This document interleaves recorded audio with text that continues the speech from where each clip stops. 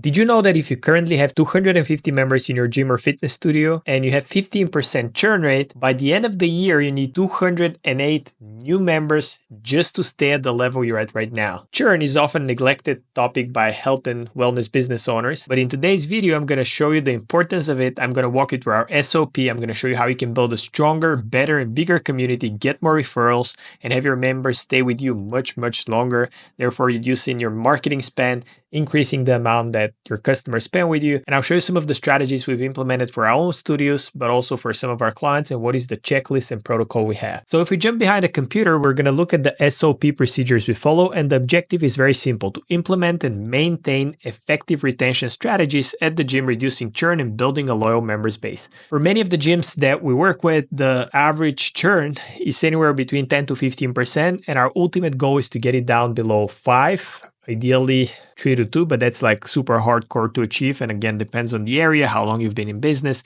and there's many other factors at play.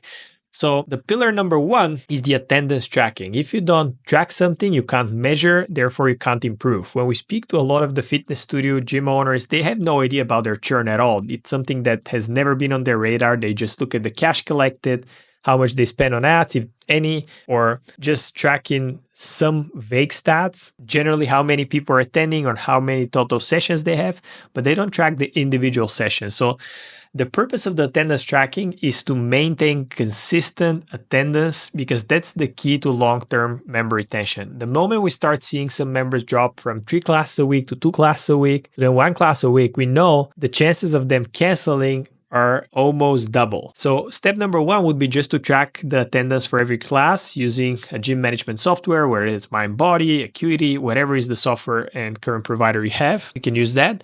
Or if you don't have such a software and you have Google Sheets, you could also track that. So step number 2 would be on Thursday every week to review the attendance of all members. And we do it on Thursday because if you do it on Friday and you start calling people, it doesn't work as well because they're already primed for the weekend. They're not so responsive, and generally doesn't feel so good about calling people Friday after work where they have their mind about other stuff and maybe they're with the family. So we want to do it on a Thursday. And step number 3 would be to reach out to the members who haven't attended that week via text or a phone call. And the script is very simple. Hey, John, we missed you at the gym this week. How's your week been? Let's get you going for next week. Let's get you back on track. When can we expect to see you next? And just by doing that, many of the members will feel first valued, but second, they'll increase their attendance because they now have compliance, they have accountability, and that's actually the thing they're paying you for anyway. So step number 4 would be to schedule them then and there for the next class with noting the date, because now it holds them accountable because you told them, I'm going to see you on Tuesday. So now they know they have to show up on a Tuesday. So here's the checklist. Every Thursday, are all the attendance classes tracked? Boom. Has the attendance been reviewed on a Thursday? Yes. Have all the calls and texts been made to absent members? Yes. Are members scheduled for their next class? Yes. And you're good to go with step number 1. Now, step number 2 would be regular text communication. And by text, I don't mean just SMS. That could be WhatsApp, Messenger, whatever you communicate with your customers. The channel is irrelevant. What matters is the intent. So with regular communication, first, you always stay on top of mind, but second, you'll build stronger relationships and encourage consistent participation. And also you'll get a lot more referrals. So step number 1 would be just to send 2 text messages per week to each member. And they don't have to be at the same time every single time with the same message, just because it will feel a little bit awkward. But just as an example text, you could say one midweek, like, hey, John, how's your week going? Great effort in the last class. I really loved how you handled the deadlifts. I really admire your hard work and I can definitely see you shrinking. This is a great way to encourage them, show that you really care about them.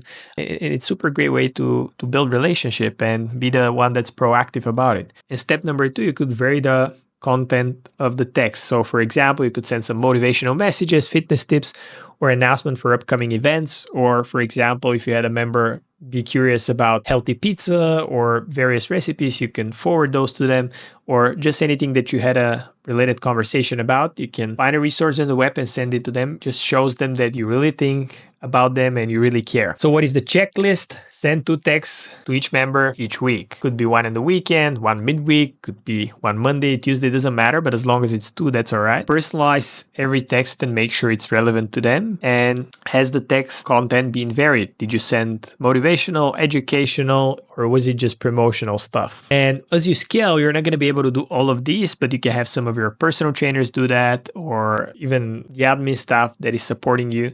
You can have them help with that. Now, pillar number 3 would be personalized handwritten cards. And I love this strategy. I started implementing it way too late.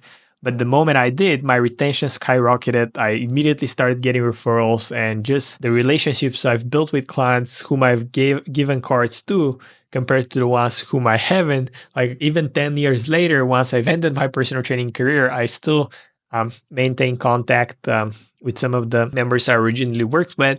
And what I did is I partnered with a local artist that she was doing handmade cards. And I had a specifically designed card for women and specifically designed card for men, because I had a program for women, which was called Impactful Look Women. And it had a specific look and promo and logo attached to it. So the card mimic that. And then I had one for men, and I would send those cards to my members and they loved it. So at the start of each month, you can send a handwritten card to every member. There's also now softwares and providers that you can do that at scale, automatically linked to your CRM. We can link it based on how long they've been with our system, whether it's their birthday, and they would look like a handwritten card. You can even automate what is the message. You can add all sorts of things, and it could be as cheap as $2 per card. So it's definitely worth investing in that.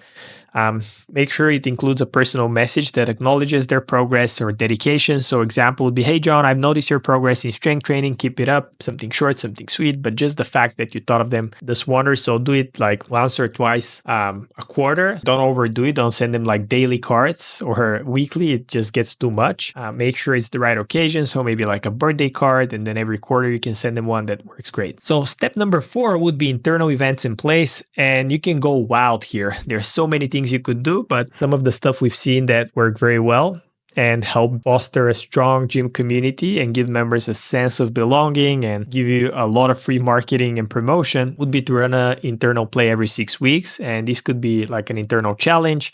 It could be a healthy breakfast event. It could be a workshop. It could be a charity boot camp in the park, social gatherings, retreats. We've done all sorts of things and they all work great. The thing here is just to have an event that people are looking forward to and use that as a way to first recognize them and promote the activities that you want. So for example, if you have members that attended 100 classes, 200 classes, or somebody lost weight, or they want a challenge, or they progressed in any way with your facility, make sure you recognize them in front of everybody else. Give them a chance to share a word about their transformation, about their story. And now people feel more empowered to meet more people in the club. They make new friends.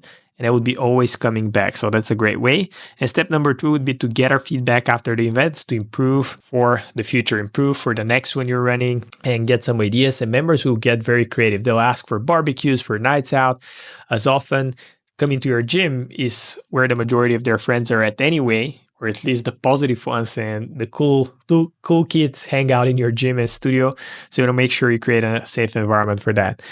So the checklist is very simple. Do we have an event planned within the next 6 weeks? Has the event been communicated to all members? And we will do in-person promo materials. That could be flyers. We could do banners. We could do a promo video on the TV.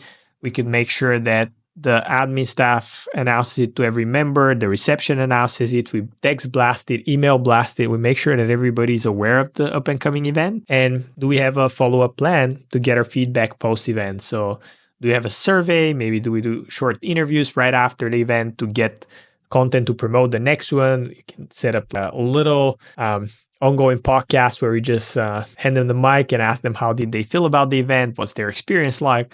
Just another way to create a lot of content and get the good word about the stuff you're doing out. Number 5 is something that, again, we started implementing way too late, and it was exit interviews. So as soon as we have a member that starts to show signs of quitting, and sometimes it could be just changing a location, getting a new job, going through a tough personal time. It doesn't have to always be about us being a bad provider, but many times you would see that people weren't happy with a very little thing that could be easily solved. So for example, one time we had over 8 members quit over a little thing that, and for them it wasn't a little, but for us to solve it was a super little thing, is that our classes were fully packed. So we had 50 people and there was no room in the dressing rooms. And we had the bench upstairs where our nutrition bar was and no bench at the workout area. So they had no place to leave their clothes. So that got them very upset. And a group of members started chatting about it. And apparently they decided that because there's no bench, they're going to go somewhere else.